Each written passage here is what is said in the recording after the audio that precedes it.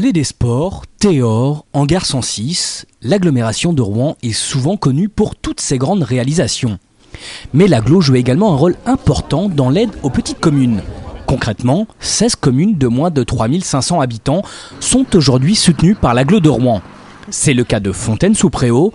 La commune s'est récemment dotée d'une nouvelle voirie avec aménagement des trottoirs, des berges, du parvis et création de terrains de sport.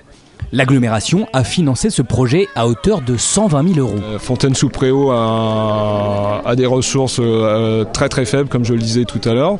Si on parle en termes techniques, c'est 30 000 euros de capacité d'autofinancement par an.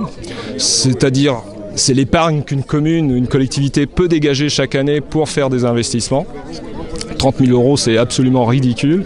Quand on sait que cette opération pèse un peu plus de 470 000 euros, c'est plus qu'un budget annuel. C'est plus qu'un budget annuel.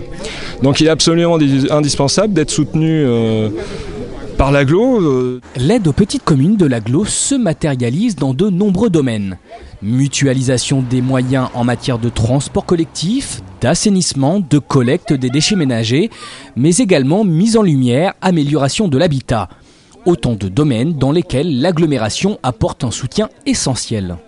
Les petites communes, c'est très important pour l'agglomération. Je dis souvent que, en voyant vivre les maires et les municipalités, petites communes, grande difficulté et grand souci. C'est pas parce que vous êtes maire d'une petite commune que les choses sont plus faciles, tout au contraire. Les gens sont très sollicités et avec des contraintes budgétaires très fortes. Alors bien sûr, ce que nous faisons dans les communes, c'est pas simplement améliorer le transport en commun, c'est pas simplement le travail sur l'assainissement, c'est aussi brancher ces communes dans la modernité. Et l'une des réalisations dont je suis fier, c'est de pouvoir apporter sur l'ensemble du territoire de l'agglomération une desserte en Internet haut débit, et ça que seul l'agglo a pu rendre cela possible.